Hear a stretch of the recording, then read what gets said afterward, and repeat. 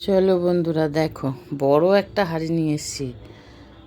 Mutton হবে, handi mutton.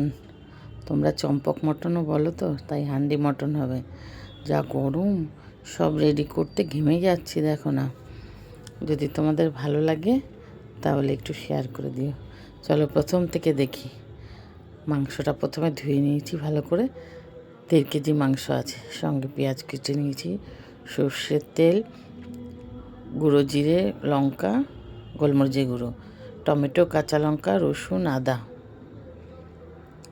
আর মশলা, তেজপাতা, তারপর দারচিনি, এলাচ, ওখানে লবঙ্গ আর কটা গোলমরিচ আছে।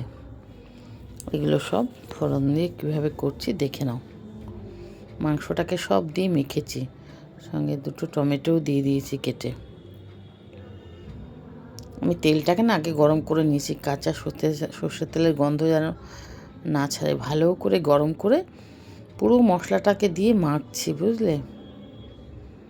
একটু গরম মশলা দিয়ে দিলাম, সব দিয়েই মাখবো। হাঁড়িতে করবো তো, এটার নাম হান্ডি মটন।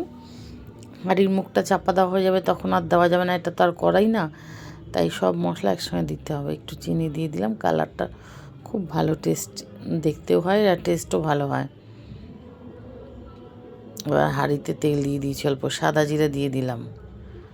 সাদা জিরাটা একটু হয়ে গেছে, একটু হোক। সাদা জিরাটা হয়ে এসছে প্রায়।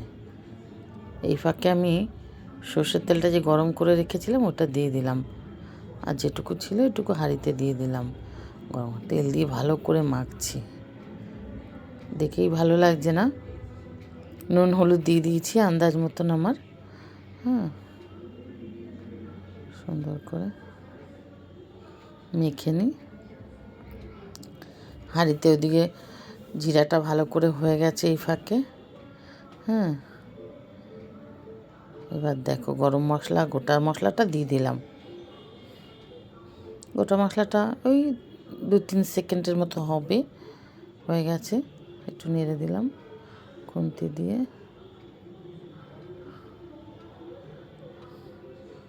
গোটা মশলা হয়ে এসছে। স্টিলের খুন্তি দিয়ে না ঘ্যাঁ ঘ্যাঁ করে আওয়াজ হয়, কোনা ফুটো হয়ে যেতে পারে কোনা লেগে। আমার এই কাঠের খুন্তি ভালো।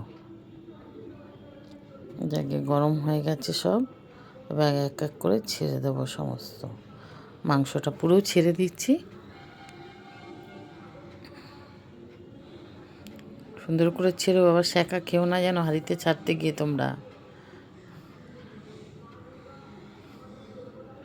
মাংসটা পুরো ছাড়া হয়ে গেছে, কাচি কুচি ভালো করে দিলাম পরিষ্কার করে গামলাটাকে। 1.5 কেজি মাংস, অনেকটা মাংস। খুব ভালো করে এটাকে রান্না করতে হবে। হান্ডি মটনটা খুব স্পেশাল আমার কাছে, মানে আমি খুব ভালো করে করতে পারি আর কি। তোমরাও পারবে, চেষ্টা করবে সবাই। মাংস যেরকমভাবে রাখে সেরকমভাবে, একটু প্রসেসটা আলাদা, আর কিছু না। আমি কিন্তু আলু ভেজে রেখেছি, দেখো। আলু দিয়ে দিলাম। আলু না দিলে মটনটা ঠিক জমে না, ওই জন্য একটু আলু ভেজে রেখেছিলাম, আলুটাও দিয়ে দিলাম। ভালো করে নাড়াচাড়া করে গরম জল বসানো আছে, একটু জল দিয়ে দেবো। আলুটা নাহলে সেদ্ধ হবে না, বুঝলে। ভালো করে তো এগুলোকে সেদ্ধ করতে, একটু নেড়ে চেড়ে ভালো করে এপিট এপিট করে দিয়ে একদম কষিয়ে একটু গরম জল দিয়ে দিলাম। ঠান্ডা জল কিন্তু দেবে না তোমরা, গরম জলেই হাতা মেপে 6-7 হাতা গরম জল দিয়ে দিলাম। দিয়ে এবার ভালো করে এটাকে মিলিয়ে দেব। জল দেওয়া হয়েছে, দেখো ফুটছে কি সুন্দর। গরম জল দিয়েছি তো, না একটু ভালো করে মিলিয়ে দিয়ে ভালো করে একটু নাড়াচাড়া করে দিলাম। দারুণ গন্ধটা বেরিয়েছে। এবার ঢাকনি দিয়ে দিলাম। আটা মেখে রেখেছি, আটা দিয়ে খুব ভালো করে এটাকে সিল করে দিতে হবে। প্রেশার কুকারে তো বেরিয়ে যায়, এটা যেন না বেরোয়। ভালো করে একদম সুন্দর করে সিল করে দিচ্ছি, বুঝলে। সিল করে দেওয়ার পরে তারপর আমি সিলটা হয়ে নিক, সিলটা করে 45 মিনিট কিন্তু এটাকে রেখে দেবো ভাপে। হালকা করে ধিমে আঁচ দেবো। দেখো কাঠের উনুনে করে অ্যাকচুয়ালি এটা, এখন আর কাঠের উনুন কোথায় পাবো, তাই গ্যাসেই করছি। হালকা করে একটু গ্যাসটা বাড়াবো, বেশি জোর দেবো না। যাতে কোনো অসুবিধা না হয়। এই হাঁড়ি রান্না করারই হাঁড়ি, বুঝলে, ফাটে না, গ্যাস জোরে দিল। তবু মাটনটা তো সেদ্ধ হতে হবে। আমি তো বেশি জল দিইনি, দেখলেই 5-6 হাতা জল দিয়েছি, তাই ভালো করে সিল করে দিলাম। সিল করা হয়ে গেছে। 45 মিনিট পর ঘুরে এসছি, দেখো একটু ঠান্ডা হওয়ার পরে আমি এটাকে খুলছি। গরম গরম তো খোলা যায় না, তো 45 মিনিট জাল দিতে হবে, বুঝলে, ধিমে আছে, মিডিয়াম। তারপরে এটাকে ভালো করে ময়দাটাকে খুলে নিলাম।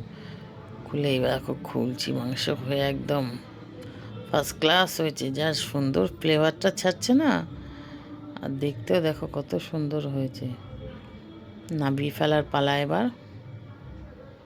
চলো নাবিয়ে ফেলি, নাবিয়ে তোমাদের দেখাই কীরকম সুন্দর হয়েছে।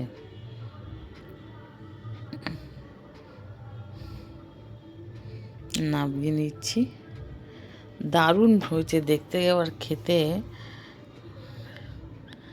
আমি একটুখানি ঝোল চেক করে দেখলাম, হেভি টেস্টি হয়েছে, খুব সুন্দর হয়েছে। গলে মানে প্রেশারেও এত সুন্দর গলে না, বুঝলে, যেভাবে গলেছে হান্ডি মটনটা, একদম সুপার। ভালো লাগবেই। তোমরা একটু শেয়ার করে দিও বন্ধুরা, ভালো লাগলে প্লিজ।